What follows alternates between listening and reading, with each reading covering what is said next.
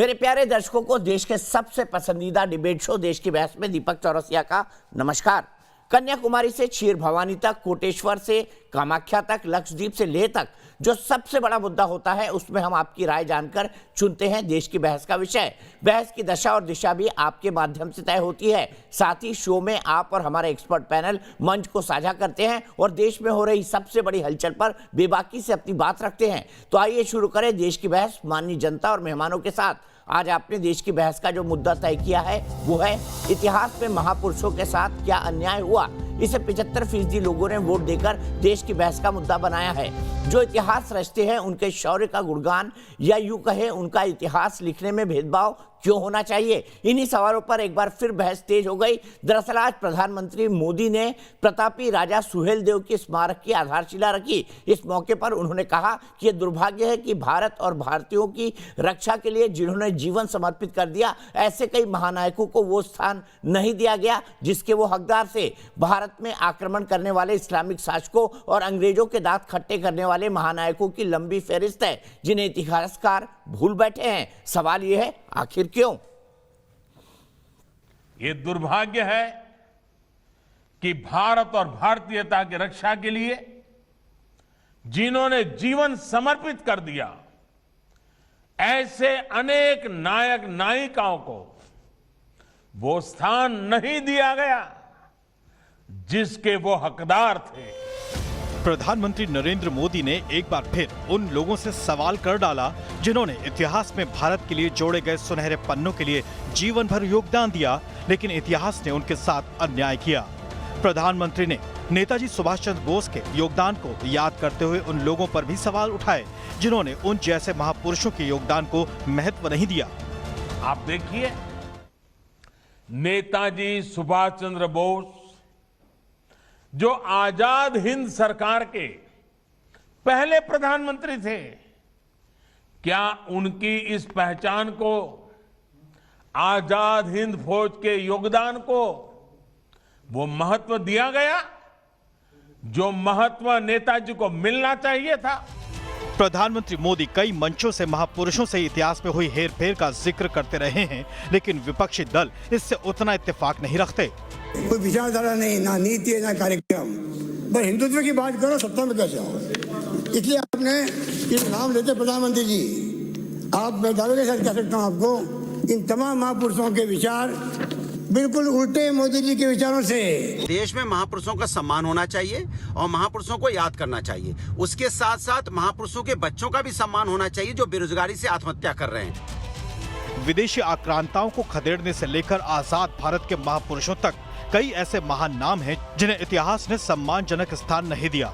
इसलिए आज की पीढ़ी भी उन्हें ठीक से नहीं जान पाई और न ही उनके योगदान से प्रेरित हो सकी।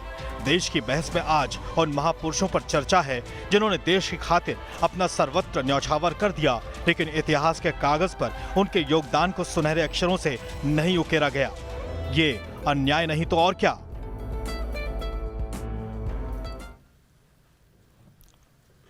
और इसीलिए देश की बहस में हमारा आज का सवाल इसी से जुड़ा हुआ है।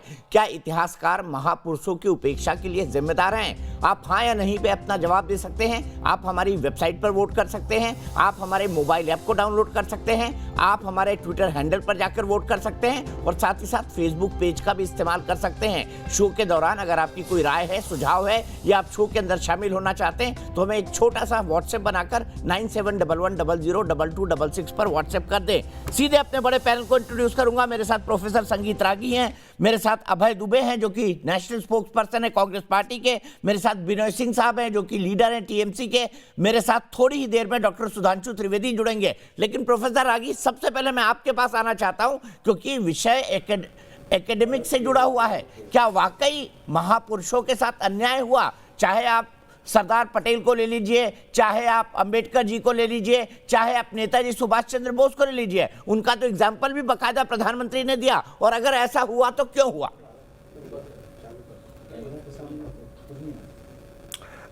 देखिए, इसमें कोई दो राय नहीं है कि आज़ाद भारत की जो हिस्टोग्राफी लिखी गई तो उसमें स्वाधीनता संग्राम के बहुत सारे ऐसे नायक थे जिनको हाशिए पर रख दिया गया।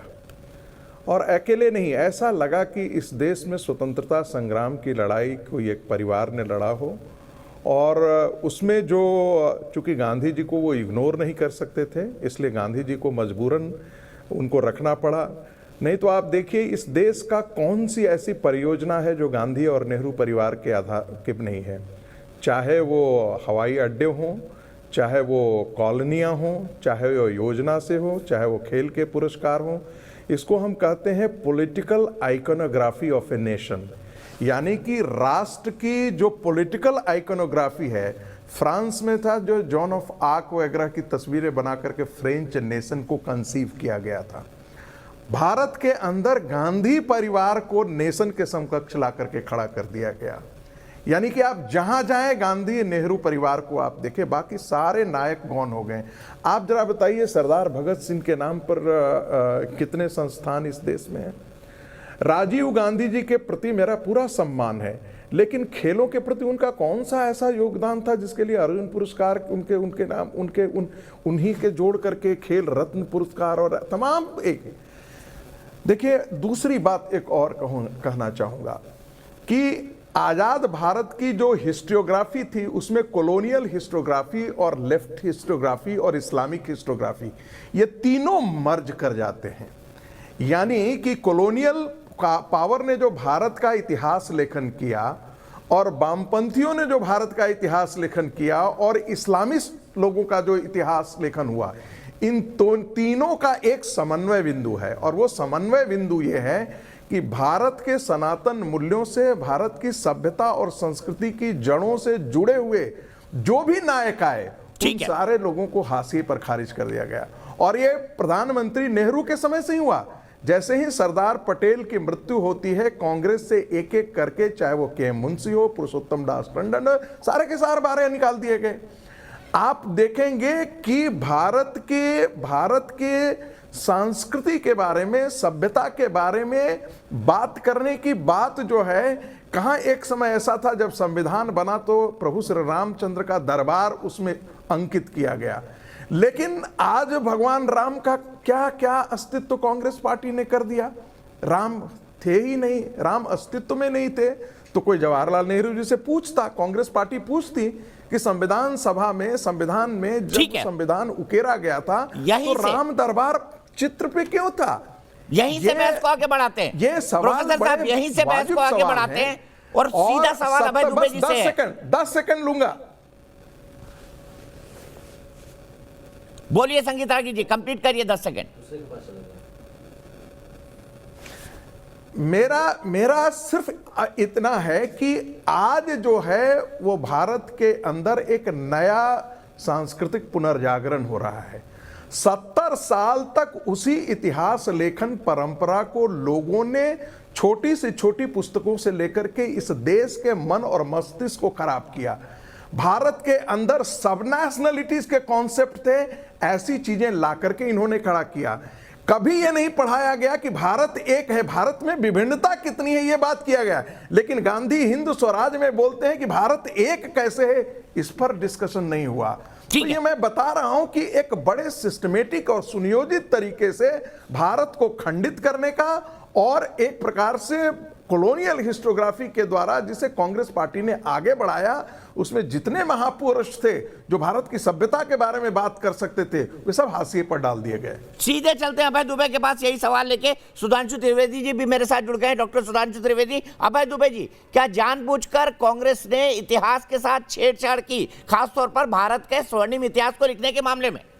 क्यों एक परिवार तक सिमट कर रह गया भारत का इतिहास?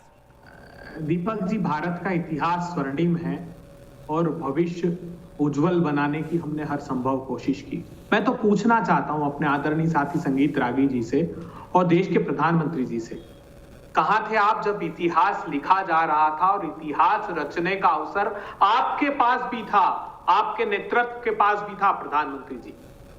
मैं पूछना चाहता हूं कि बताइए, कहां थे श्यामा प्रसाद मुखर्जी साहब जब भारत का इतिहास रचने का अवसर था बरतानिया हुकूमत के खिलाफ लोहा लेने के लिए? कहां थे पंडित दीनदयाल उपाध्याय साहब जब बरतानिया हुकूमत के खिलाफ लोहा लेने का अवसर था? कहां थे लालकृष्ण आडवाणी जी और अटल बिहारी वाजपेयी जी? मैं इनके नामों का उल्लेख इसलिए कर रहा हूं कि ये सब 20, 22, 25 साल के नौजवान थे जब भगत सिंह फांसी पर चढ़ गए। 12 साल की इंदिरा गांधी वानर सेना के रूप में भारत के आजादी के दीवारों के लिए खुफिया तरीके से पत्र ले जाने का काम करती थी, बरतानिया हुकूमत की जेल में गई। पंडित नेहरू 9 साल तक बरतानिया हुकूमत की जेल में रहे, जिसमें 4 साल सश्रम कारावास था। 1126 दिन सर्वाधिक दिनों के लिए उनको एक साथ जेल में बिताए गए। 1942 का समय वो याद कीजिए, जब मातंगी हजरा तामलुक की डिस्ट्रिक्ट में बंगाल में अपने साथियों के साथ वंदे मातरम का उद्घोष करते हुए अंग्रेजों की गोलियों का एक के बाद एक शिकार हुई। उस समय पंडित श्यामा प्रसाद मुखर्जी साहब क्या कर रहे थे?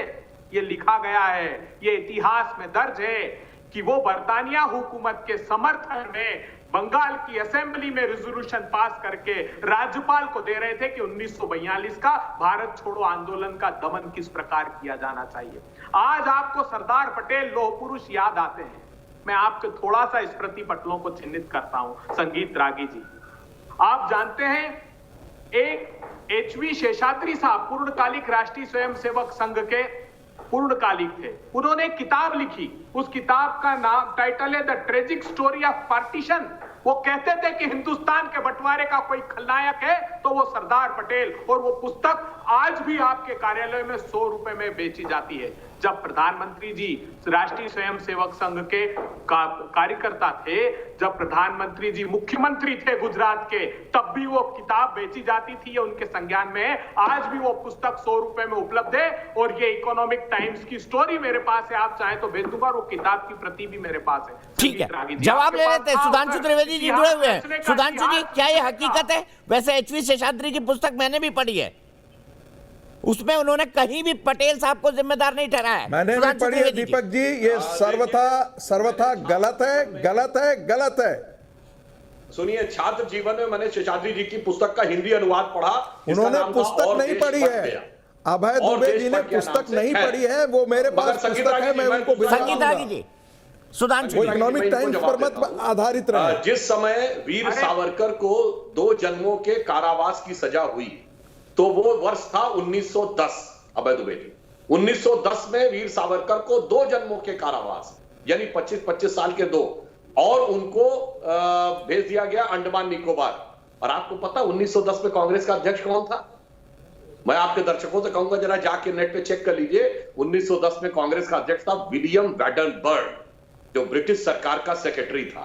गजब है मान्यवर, मतलब ब्रिटिश सरकार के सेक्रेटरी की सदारत में उसके पैरों तले बैठे थे, और जो व्यक्ति 2 जन्मों के कारावास की सजा पाया, उसने कह रहे हैं कि माफी मांगी थी। भाई, आपको तो माफी मांगने की जरूरत ही नहीं थी। दूसरा, शहीद अशफाक उल्लाह खां और राम प्रसाद बिस्मिल को, जिस काकोरी कांड जो लखनऊ के पास खजाना ब्रिटिश सरकार का क्रांतिकारियों ने कब्जा कर लिया था, उसके में ब्रिटिश सरकार का वकील कौन था जिसकी वजह से राम प्रसाद बिस्मिल को फांसी हुई?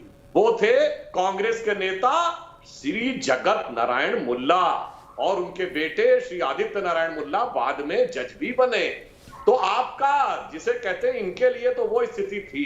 और इन्होंने बताया नेहरू जी जेल में रहे, जलवाए जलाल से रहे, 4 किताबें लिख दी जेल में रहते हुए, और बेचारे सावरकर जी कोलू के बैल की तरह पीने रहे। इनके लिए मुझे एक पंक्ति याद आती है दीपक जी, कि नौरंगिए सियासते दौरा तो देखिए, नौरंगिए सियासते दौरा तो देखिए, कि मंजिल मिली उन्हीं को जो शरीके सफर न थे। जिन्होंने सफर में शिरकती नहीं की, वो मंजिल पाके अपने साथ हो गए। अब मैं आज के विषय पे आता हूं। अभय जी, जब आपका टर्न आएगा आप बिल्कुल बोल लीजिएगा। देखिए, आज का विषय क्या है कि प्राचीन काल के महापुरुषों को आज महाराजा सुहेल देव, इनका उल्लेख क्यों नहीं आता है? इस दिल्ली में कुतुब मीनार बनी हुई है, जो मैं मानता हूं उस पर ही डाउट है कि कुतुबुद्दीन ऐबक जहां से आया था वहां ऐसी कोई मीनार का, इसकी कोई अढ़ाई का भी नहीं है। और मगर महाराजा सुहेलदेव के नाम पे नहीं है। लुटियन जोन में मानसिंह रोड है, महाराणा प्रताप रोड आपको लुटियन जोन में, मुझे थोड़ा याद नहीं आ रहा, कहीं याद आ जाएगा तो बता दीजिएगा। और इतना ही नहीं, ठीक कुतुब मीनार के सामने मेहरौली का लौह स्तंभ, प्राचीन भारत की टेक्नोलॉजिकल सुपीरियरिटी का स्तंभ 2300 साल से बगैर जंग लिए खड़ा है। आज तक अमेरिका के पास भी ऐसी टेक्नोलॉजी नहीं कि लोहे का कोई चीज बने और जंग न लगे ओपन में। अगर वो दिल्ली का प्रतीक नहीं है, कुतुब मीनार प्रतीक है। इसलिए मैं सिर्फ एक वाक्य कोट करता हूं। वीएस नायपॉल, वो भारतीय नहीं अमेरिकन थे, जिनको नोबेल पुरस्कार मिला 2003 में। उन्होंने किताब लिखी है इंडिया ए वुंडेड सिविलाइजेशन, और उन्होंने लिखा भारत एक दुनिया में ऐसा विचित्र देश है जो अपने लिखे इतिहास को ऑथेंटिक नहीं मानता, विदेशियों के लिखे इतिहास को ऑथेंटिक माने वहां तक ठीक है, जो हमारे दुश्मन थे जिन्होंने हम पे हुकूमत की उसके लिखे इतिहास को सच मानता है। ऐसा विचित्र इतिहास भारत में। उन्होंने एक और बात बड़ी मजेदार कही कि दुनिया में किसी भी देश में जब लड़ाइयां हुई तो कोई एक राजा ही महान माना जाता, चाहे वो हारा हो जीता हो। पर भारत में ही विचित्र है कि महाराणा प्रताप भी महान है और अकबर भी महान है। अब मैं सिर्फ एक ही वाक्य आपसे कह देना चाहता हूं। महाराणा प्रताप और अकबर के बीच में कहते महाराणा प्रताप हार गए थे। दुबे जी, आप विद्वान व्यक्ति हैं, कोई राजा हार गया, उसके 4 स्थापित पैरामीटर है। नंबर 1 वो मार दिया गया हो, नंबर 2 वो बंदी बना दिया गया हो, नंबर 3 उसने टैक्स देना शुरू कर दिया हो, नंबर 4 दरबार में जाकर हाजिरी लगा दी हो। बताइए महाराणा प्रताप ने इन चारों में से कौन सा काम किया? अब कुछ नहीं किया, फिर हार कैसे गए? आप लोगों ने गजब का इतिहास लिखा है इस देश का, प्राचीन लोगों के। और आपने जो स्वतंत्रता सेनानियों की बात कही, शहीद खुदीराम बोस, बाघा जतीन, शचीन नाथ सान्याल, सूर्य सेन, भगत सिंह, चंद्रशेखर आजाद, ये क्या थे? Revolutionary terrorist. बिपिन चंद्रा ने टेररिस्ट लिखा, और जब संसद में मामला उठाया गया तो कहते उस जमाने में जो शब्दावली थी उसको आज के हिसाब से न लिया जाए। किसने लिखा? उस कांग्रेस ने जिसका एक भी नेता अंग्रेजों के जमाने में न फांसी चढ़ा, न काला पानी हुआ, न पुलिस की गोली से मारा गया, और न ही लाला लाजपत राय को छोड़ दे, इसने डंडे से भी मारा गया, और स्वतंत्रता आंदोलन हमने पाया। जवाब दीजिए अभय दुबे जी, आपके सामने कई सारे एग्जाम्पल है, आपने कैसे हिस्ट्री को डिस्टॉर्ट किया। सुधांशु जी ने कई एग्जाम्पल सामने रख दिए हैं। अरे इन्होंने तो, मैंने कहा ना, एक स्वर्णिम अवसर था। मैंने आपको बताया अटल जी 1924 में पैदा हुए, आडवाणी जी 1927 में पैदा हुए, दीनदयाल उपाध्याय जी 1916 में पैदा हुए, श्यामा प्रसाद मुखर्जी 1901 में पैदा हुए। अरे आजादी का आंदोलन चरम पर था। सुधांशु त्रिवेदी जी, एक नाम तो बताइए। हाँ, सावरकर जी का जिक्र किया तो मैं मानता हूं, मैं अपनी व्यक्तिगत क्षमताओं में मानता हूं, और उनके लिए तो हमारी सरकार ने टिकट भी जारी किया था। एक दिन भी बरतानिया की हुकूमत में जिसने सलाखों के पीछे बिताया है, मैं उसको उसका सम्मान करते हैं हम, और उनको शिरोधार्य करते हैं। लेकिन मैं जानना चाहता हूं ये लोग कहां थे? अरे इतिहास से प्रतिशोध लेना बंद कर दीजिए। आप वर्तमान में, मैं तो अपेक्षा कर रहा था कि हर बार अपेक्षा करता हूं कि प्रधानमंत्री जी आज के हालात पर बोलेंगे। कम से कम 75 करोड़ किसान जो एक के बाद एक शहादत देते जा रहे हैं, जिनको दिल्ली की सीमा में घुसने नहीं दे रहे हैं, बर्बरता से पीट रहे हैं, उनके लिए कम से कम संवेदना का एक शब्द बोल देते। 45 वर्षों की भीषणतम बेरोजगारी, प्रधानमंत्री जी एक शब्द पर उस पर बोला, अर्थव्यवस्था का अनर्थ कर दिया, उस पर कम से कम प्रकाश डालते। इतिहास से प्रतिशोध लेना बंद। आर्गुमेंट नहीं है अभय दुबे जी, आर्गुमेंट नहीं है ये इतिहास। ये आप रिटोरिक पे आ गए, आप रिटोरिक पे आ गए, आर्गुमेंट नहीं है। विनय सिंह जी को मैं 1 मिनट, सुधांशु जी, विनय सिंह जी का एक कमेंट लेना बहुत जरूरी है। विनय सिंह जी, मैं जानना चाहता हूं, क्या इतिहास में नेताजी सुभाष चंद्र बोस जैसे महापुरुषों के साथ अन्याय हुआ है? आप क्या मानते हैं?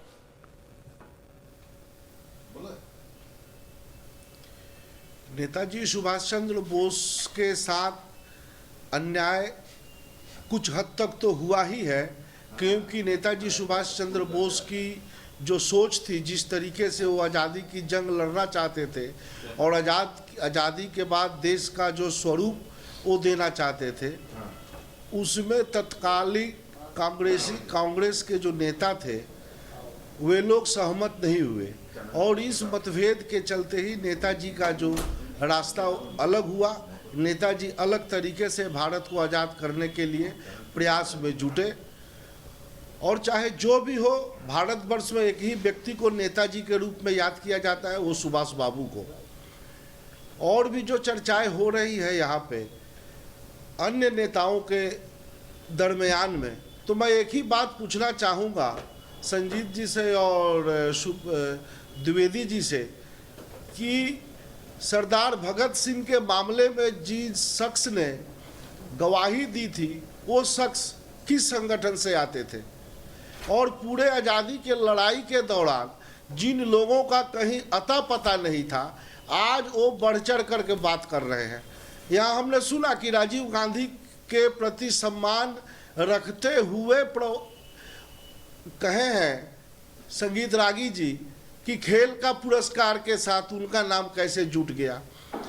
अरे वो जितनी भी आप लोग शिकायत कीजिए, लेकिन वही एक परिवार है जिस परिवार से दो प्रधानमंत्री देश की एकता और अखंडता के लिए जिन्होंने अपनी शहादत दी है। ठीक है। और कौन सा परिवार है जो देश की एकता और अखंडता के लिए जिन्होंने शहादत दी है? ठीक है, सीधे विनय सिंह जी के आर्गुमेंट के मैं आगे ले जाऊंगा। ऋषि त्रिपाठी कुशीनगर से मेरे एक दर्शक, क्या ऋषि अन्याय हुआ है इतिहास में कुछ महापुरुषों के साथ?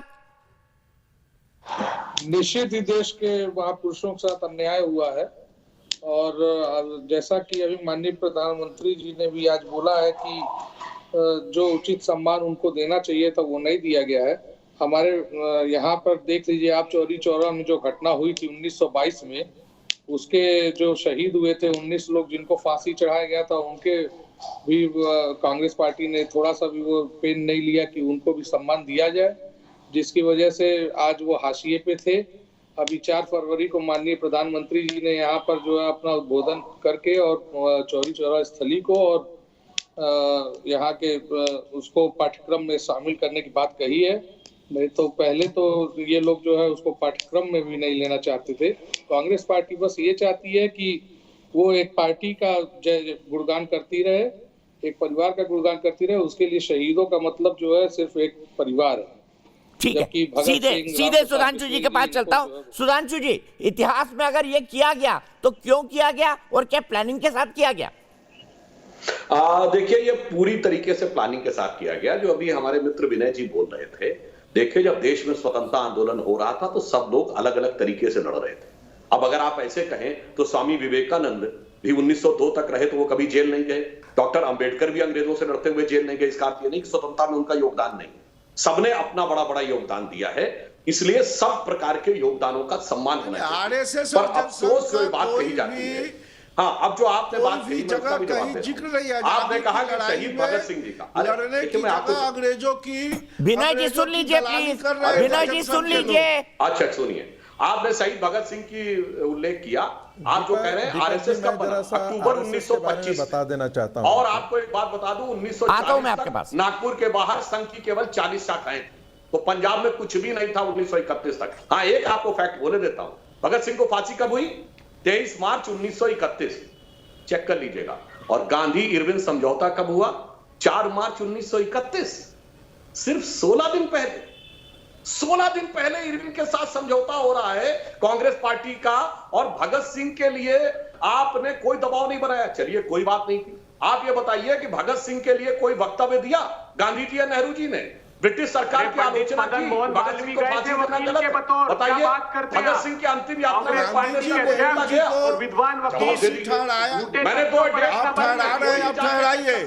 मगर भगत सिंह के मामले में गवाही किसने दी थी? और 4 मार्च 1931 गांधी इरविन पैक्ट, बाकी निर्णय आप स्वयं कर सकते हैं। इसलिए जो लोग ये भाषण दे रहे हैं उन्हें समझना चाहिए। किसने दी थी? एक बात और कहूं, एक बात और, गांधी जी ने गलती की है। भगत सिंह के लिए जो दबाव बनाना चाहिए था वो दबाव उस समय नहीं बना, मगर गवाही किसने दी थी? जनाब, वो नहीं बना अलग बात नहीं, आतंकवादी नहीं बोला। आतंकवादी नहीं बोला। भगत सिंह ने बरतानिया हुकूमत से क्या कह रहे हैं? यूज किया गया। अरे गांधी जी की हत्या किसने की? आप भाषण दीजिए, किसकी गवाही की आप बात कर रहे हैं? किसकी गवाही की आप बात कर रहे हैं? और मैं दूसरी बात, मैंने तो बता दिया वकालत की अंग्रेजों की।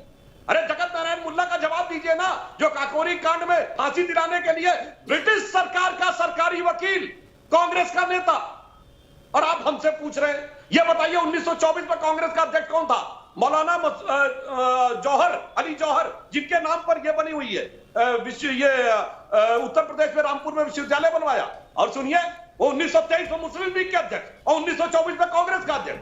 और वो तब जबकि जिन्ना 1916 लखनऊ कांग्रेस अधिवेशन में आपसे सेपरेट इलेक्टेड मुस्लिम्स के लिए ले चुका था, वहीं से विभाजन की नींव पड़ी और आरएसएस 1925 में बना। अच्छी तरह सुन लीजिएगा, 1916 में मुसलमानों के लिए पृथक निर्वाचन क्षेत्र कांग्रेस ने लखनऊ पैक्ट में स्वीकार कर लिया।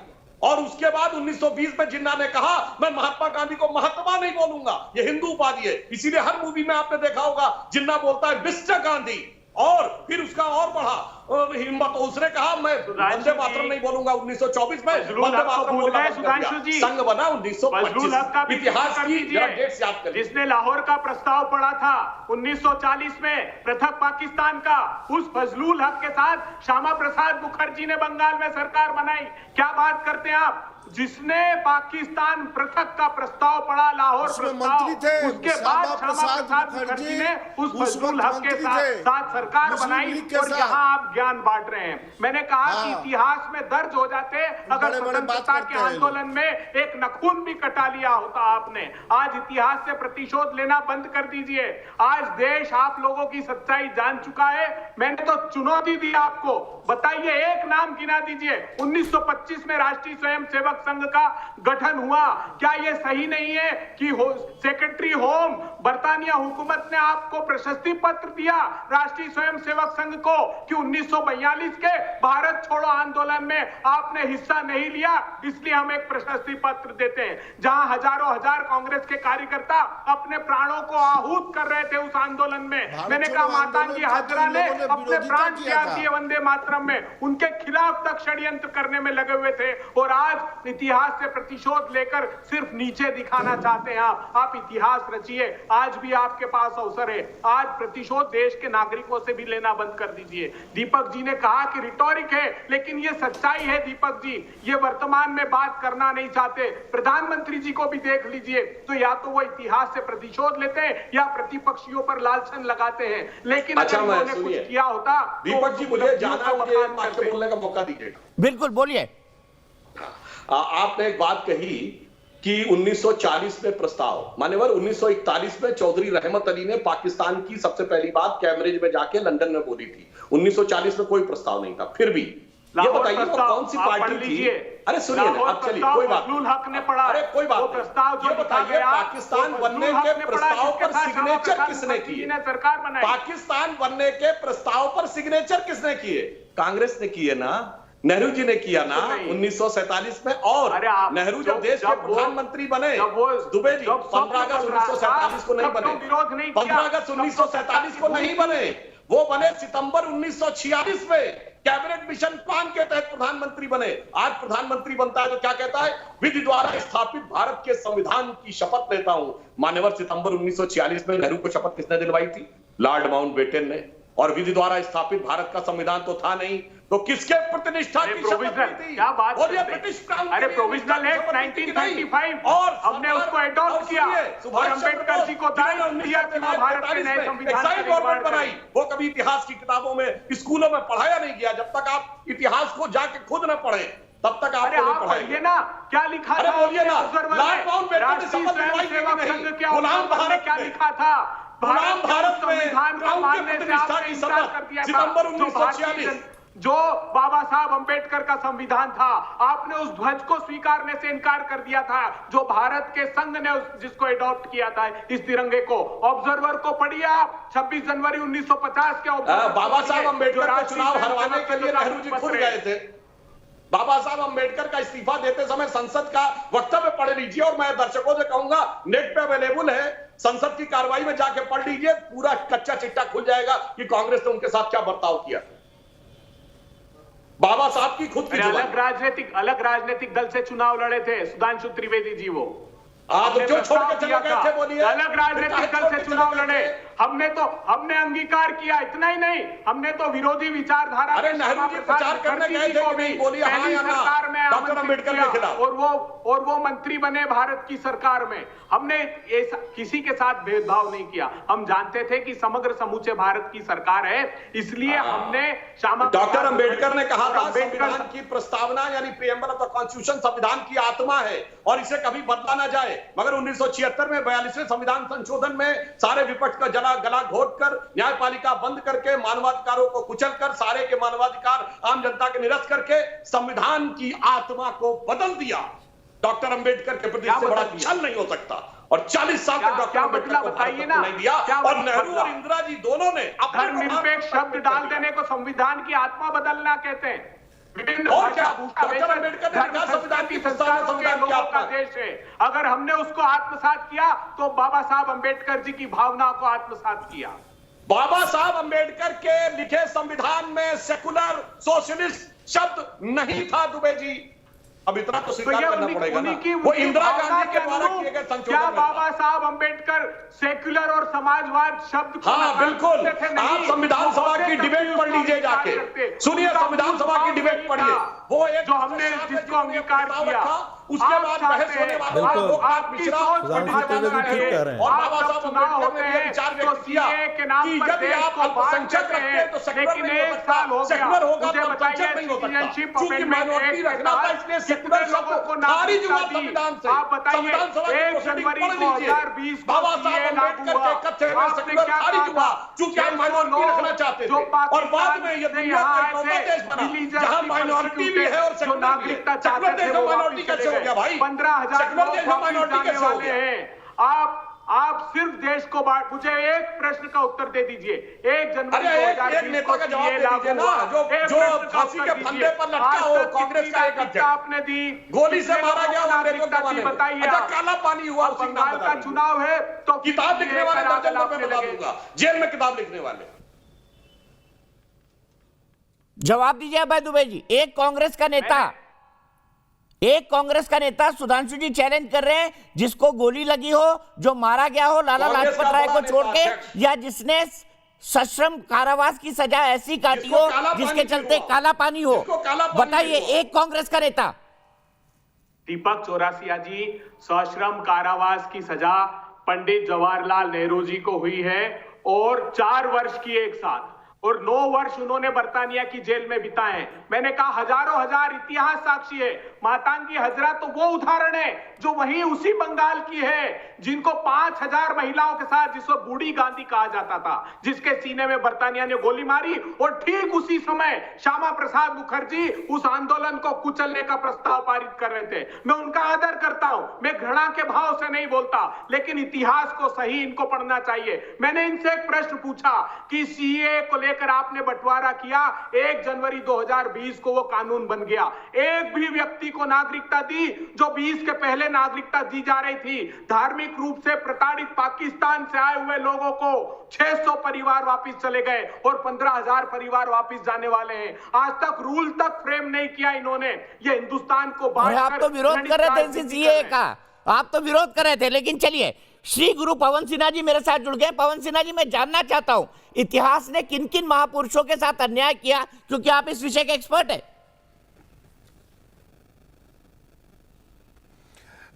पहले तो मैं आपको बधाई देता हूं, आपने एक बहुत अच्छा विषय चुना है, क्योंकि इस विषय की वजह से बहुत सारा अन्याय भारत की जनता के साथ हुआ है।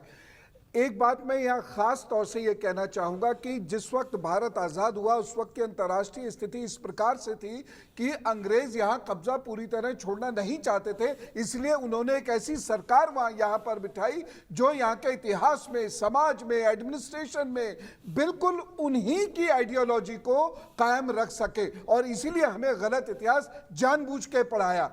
आपने पुरू के बारे में सुना होगा, सब लोगों ने सुना होगा। ये बताएं मुझे पुरू कब हारा?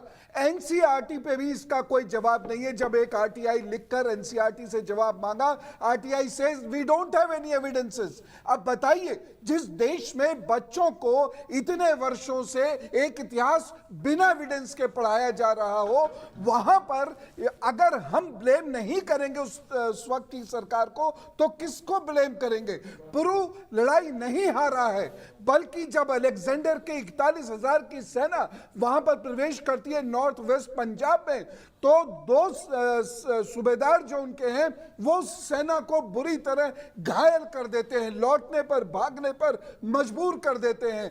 कुछ जगह यह भी लिखा जाता है अलेक्जेंडर ने देश को जीता, वो तो नॉर्थ वेस्ट पंजाब को पूरी तरह नहीं जीत पाया था। उसके बाद सुभाष चंद्र बोस जी का जो आपने अभी जिक्र चढ़वाया था, सुभाष चंद्र बोस जी के साथ कितना बड़ा अन्याय हुआ, और सुभाष चंद्र बोस जी को अंतिम जीवन गुमनामी में गुजारना पड़ गया। महाराणा प्रताप के बारे में सब लोगों ने सुना, हार गया। महाराणा प्रताप तो लगातार लड़ते रहे, और हमारे प्रतीक महाराणा प्रताप हैं।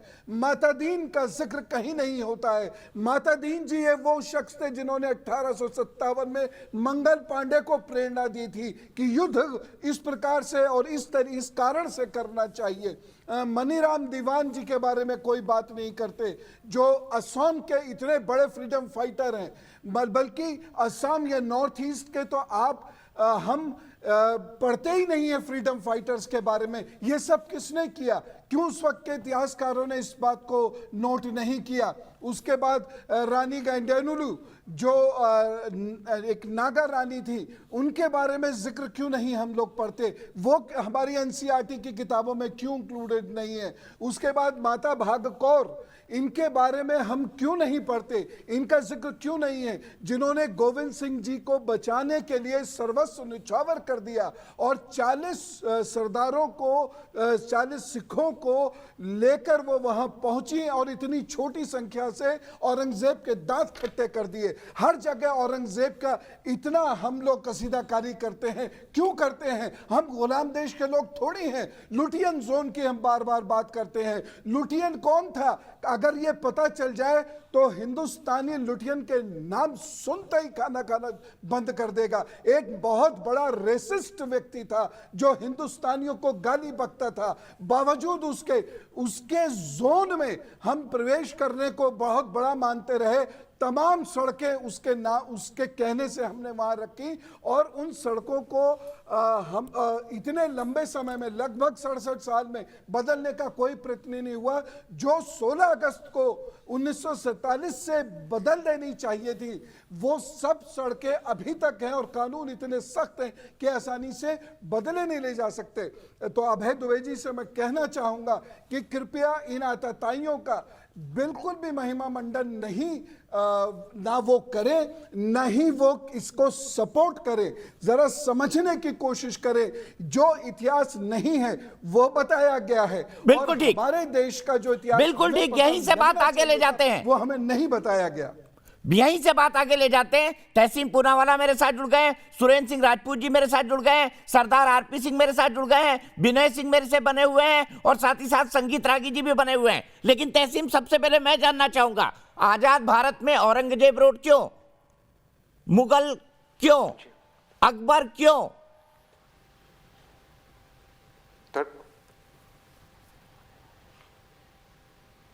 क्यों अकबर भारत के नहीं थे, कहीं और के थे? ये तो मुझे पहली बार पता चला। ये दीनदयाल उपाध्याय व्हाट्सएप यूनिवर्सिटी यहाँ पर भी चालू हो गई क्या दीपक जी? ना, भारतीय नहीं थे अकबर, नहीं थे।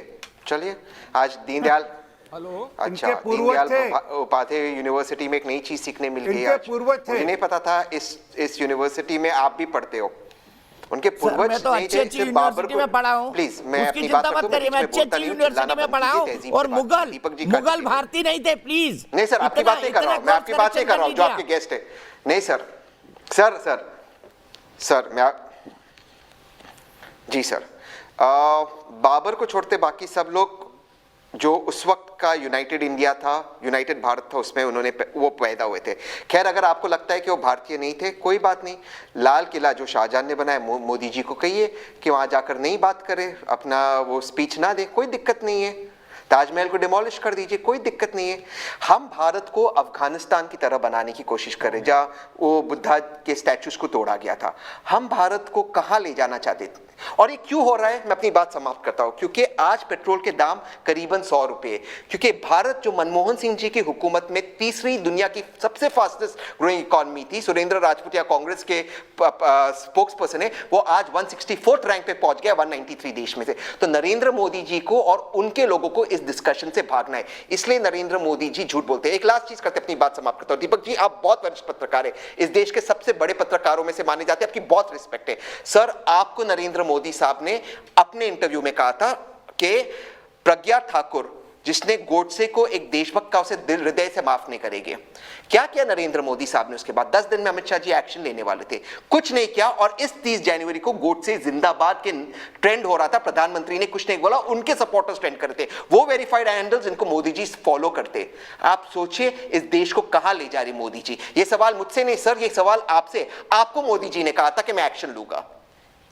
ठीक है, सीधे चलते हैं संगीत रागी जी के पास। संगीत रागी जी, क्या मुगल भारतीय थे?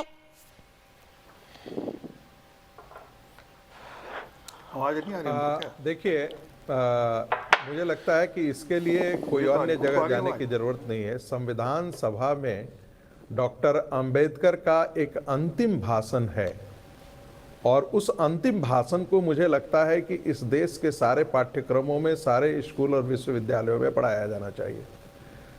डॉक्टर अंबेडकर ने क्या कहा? उस अंतिम भाषण में कहा कि अब तो हमें स्वतंत्रता मिल गई है। हम पहले हारे क्यों थे?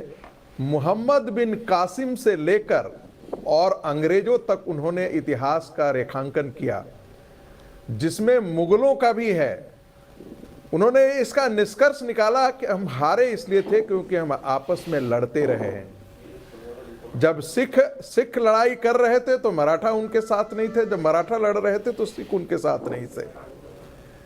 और उन्होंने कहा कि अब आगे तो स्वतंत्र हो गए हैं, पॉलिटिकल पार्टियां हो गई हैं। मुझे दुख है कि कहीं भारत फिर से गुलाम तो नहीं होगा, क्योंकि पार्टियां अपने राष्ट्रीय हितों की बलि देकर के अपने पार्टी के हितों को आगे तो नहीं खड़ी कर देंगे। इतना मार्मिक वो चित्रण है जिसमें ये बात बहुत साफ है कि उस समय संविधान के जो संविधान निर्माताओं के दृष्टि में बोध ये बहुत साफ था कि मुगल बाहर ही थे, बाहरी ही थे। अब मोहम्मद बिन कासिम को आप बाहरी नहीं कहेंगे तो क्या कहेंगे? बाबर की संतानें जब हम कह लें तो ये सारे आक्रांता थे। आक्रांता बाहर से आ गए और यहीं पर बैठ करके यहां पर शासन करना शुरू कर दिया। कोई आपके घर में आए, कब्जा बना करके आपके घर में रहना शुरू कर दे और उसकी एक दूसरी पीढ़ी तैयार हो जाए, तीसरी पीढ़ी तैयार हो जाए, तो क्या आप उसे आक्रांता नहीं कहेंगे? सवाल तो यही है। हम नेशन के टर्म्स में इंटाइटलमेंट थ्योरी की बात करते हैं। Nation belongs to whom? क्या यह बाबर के लिए में था? क्या यह मुगलों के लिए था? और यदि ऐसा ही था तो मैं एक उदाहरण देता हूं। अहमद शाह अब्दाली को मुसलमानों के उस समय के बहुत बड़े एक मौलाना ने इनवाइट किया था कि अब औरंगजेब का ढलान पर है और हमें डर है कि मराठे कहीं सत्ता काबिज न कर लें, और जिक्र किया कि कहीं हिंदू साम्राज्य फिर से स्थापित नहीं हो जाए। इसलिए अफगानिस्तान से अहमद शाह अब्दाली को अभिनंदन दिया कि आप आइए और इनको सत्ता से बाहर कीजिए, कब्जा कीजिए। इस देश का कोई व्यक्ति होगा तो अफगानिस्तान की सीमाओं से बाहर के मुसलमानों को आमंत्रित करेगा कि आप आइए और हमारे यहां कब्जा करके रहिए, और उसमें भी इस बात की ओर इशारा करना कि हिंदुओं को, काफिरों को हटा करके करना। ठीक है, यहीं से बहस को आगे ले जाते हैं। तहसीन जी, मैं आपके पास 1 मिनट में आ रहा हूं, लेकिन उससे पहले मृत्युंजय सिंह लखनऊ से मेरे एक दर्शक जुड़ गए हैं। मृत्युंजय, मुझे बताइए, क्या इतिहास ने कुछ महापुरुषों के साथ अन्याय किया है?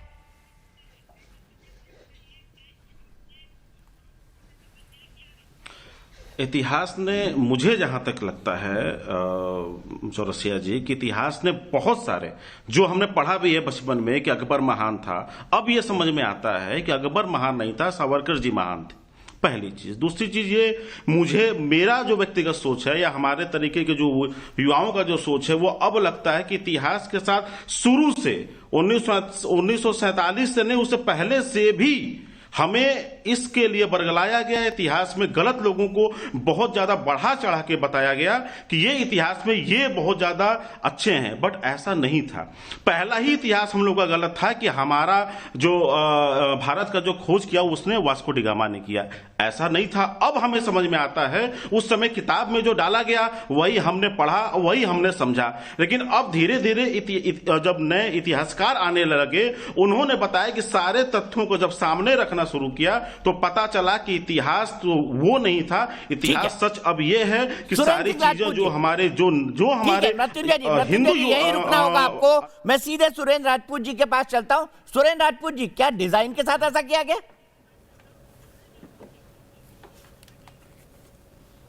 दीपक भाई, पहली चीज तो आप बधाई लीजिए, आप बहुत बढ़िया बहस लेकर के आए हैं और तमाम तरीके के अपभ्रंश, विभ्रंश, विमर्श सब आप करा रहे हैं, अच्छी बात है। सच बात यह है कि मैं प्रधानमंत्री जी से भी सहमत हूं और आपसे भी सहमत हूं, इतिहास का पुनर्पाठ होना चाहिए।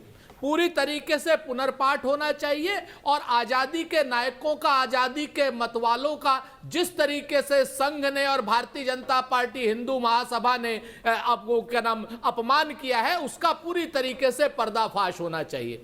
बात यह भी पूछी जानी चाहिए कि भगत सिंह जी के वकील कांग्रेस के ही क्यों थे? क्यों कोई संघ का वकील नहीं आया? क्यों कोई हिंदू महासभा का वकील नहीं आया? क्यों सावरकर साहब ने जो है अंग्रेजों से 60 रुपए की पेंशन ली और 9 बार माफी मांगी? और क्यों सावरकर साहब ने 1 लाख से ज्यादा हिंदू सैनिकों की भर्ती कराई जो सुभाष चंद्र बोस जी की आईएनए आर्मी के साथ लड़ी और तमाम आईएनए के आर्मी के सदस्यों को और सैनिकों को उन्होंने शहीद किया? उनको एक बार यह भी पूछा जाना चाहिए कि जिस वक्त चंद्रशेखर आजाद साहब को गोली मारी गई थी, वो उनकी शहादत अल्फ्रेड पार्क में हुई थी, उनकी मुखबिरी करने वाले का संघ से क्या संबंध था? संबंध यह भी पता होना चाहिए यहां पर कि जिस वक्त भगत सिंह साहब जो है को फांसी दी जा रही थी, हेगड़ेवार साहब मिलने गए थे क्या? मुंजे साहब मिलने गए थे क्या? गोवलकर साहब मिलने गए थे क्या? और यह भी जरूर पूछा जाना चाहिए कि दीनदयाल उपाध्याय जी की हत्या में अटल बिहारी जी का हाथ तो कहीं क्या नहीं बात था। करते हैं सर? लोग कहते हैं सुरेंद्र कि राजपूत जांच जी, नहीं हो रही। आप भी और व्हाट्सएप यूनिवर्सिटी ये पढ़ के बोल रहे हैं। सारी बातों का पुनर्पाठ होना चाहिए। ये सारी की सारी बातें सामने आनी चाहिए, पूरी तरीके से सामने। जैसे आप मोड़ रहे हैं वैसे ही इतिहास मोड़ा गया है। क्या रोल था? जैसे आप मोड़ रहे हैं वैसे ही इतिहास मोड़ा गया है। आरपी सिंह साहब, क्या सुरेंद्र राजपूत जी की बात में कोई सच्चाई है? बिल्कुल सही कहा आपने। सुभाष चंद्र बोस साहब की फाइलें आने के बाद क्या हो गया? दीपक जी, एक छोटा सा कमेंट करूं। एक मिनट, मैं सरदार आरपी सिंह के बाद बिल्कुल नहीं गया हूं। सरदार आरपी सिंह जी। नहीं, मैं असल में स्तब्ध हूँ सुरेंद्र राजपूत जी की बात से और तहसीन पूनावाला की बात से, जिनके लिए अकबर और औरंगजेब और बाबर की औलाद यहाँ पर हीरोज हैं। वो औरंगजेब हीरो है जो 1.25 मन जनेऊ रोज तोलता था। 1.25 मन जनेऊ, 40 किलो जनेऊ तोलता था और उनको मुसलमान कन्वर्ट करता था, फिर इस्लाम में कन्वर्ट करता था, फिर भोजन करता था, फिर नाश्ता करता था। इनके लिए हीरो है वो 1.25 मन जनेऊ तोलने वाला। इनको मैं एक नाम बताता हूँ। इनको वरियाम सिंह का नाम नहीं पता होगा। मैं बताता हूँ, वरियाम सिंह का नाम नहीं पता होगा। वो छोटे कद के वो सिख थे जिनको जब तोप के गोले के आगे रखा गया तो वो बोले कि आप तोप के गोले के आगे नहीं आ रहे, तो पत्थर ले आए और खड़े होके मैं बोला मैं पत्थर आगे खड़ा हूं, चलाओ तोप। इनको बिशन सिंह का नाम नहीं पता होगा। 12 साल का सिंह 1949 जनवरी के अंदर तोप से उड़ा दिया गया था। 66 सिंह उड़ा दिए गए थे। इनको थोड़ा नाम पते होंगे, इन्होंने कभी इतिहास में जिक्र भी नहीं किया। इनके लिए अभी बता रहे थे ना, अकबर जी ग्रेट, औरंगजेब जी ग्रेट। हाँ, गुरु तेग बहादुर जी लुटेरे थे। ये इनकी इतिहास की, जब तक माननीय मुरली जोशी ने उसको ठीक नहीं किया, इतिहास की किताबें पढ़ाया जाता था, गुरु तेग बहादुर जी लुटेरे थे, ये पढ़ाया जाता था। स्तब्ध है हम लोग। ये तो इतिहास इन्होंने अपने हिसाब से जो कांग्रेस को सूट करता था, और इन्होंने भी ठेकेदारी दे रखी थी लेफ्ट वालों को। ये इनके पास अकल थोड़ा है कोई, इन्होंने लेफ्ट वालों को ठेकेदारी दे रखी थी। लेफ्ट वाले इनके बिहाफ पे अपने हिसाब से इतिहास लिखते थे। कोई पढ़ने लिखने का काम इनके पास तो था ही नहीं कभी भी। और मैं कुछ जानकारियां, ये बार बार कहते हैं, मैं कुछ नाम और दूंगा सिख इतिहास से। बाबा खड़क सिंह हुए, कभी सुना? बाबा खड़क सिंह मार्ग पे रोज जाते हो गए आप, विलिंगटन से लेकर कनॉट प्लेस तक। इन्होंने कभी चिंता नहीं की। अभी 150 साल पूरे हुए थे बाबा खड़क सिंह के जन्मदिन के, अभी 2 साल पहले किसी ने परवाह नहीं करी। आरपी सिंह था जिन्होंने बाबा खड़क सिंह की प्लाट लगाई। अरे सुनो, अरे सुनो, रखने को क्या करोगे? चाटोगे, रखकर चाटोगे। उनके नाम का तुम्हें पता ही नहीं बाबा खड़क सिंह कौन है। रखने से क्या होता है? आपके नरेंद्र मोदी ने रखा था, अटल बिहारी वाजपेयी ने रखा था, या बलराज मधोक ने रखा था? वो बलराज मधोक जो अटल बिहारी जी को पानी पी के गाली देता था और जीती उन्होंने। अरे भाई बताओ ना, बाबा खड़क सिंह मार्ग किसने रखा था? आपने ठीक रखा था। है, ठीक है। सुरेंद्र राजपूत जी, मैं आपसे ही शुरू करूंगा बहस। आपसे ही शुरू करूंगा बहस। एक ब्रेक के लिए रुक रहा हूं। ब्रेक के बाद ये गर्मा गर्म बहस लगातार जारी है।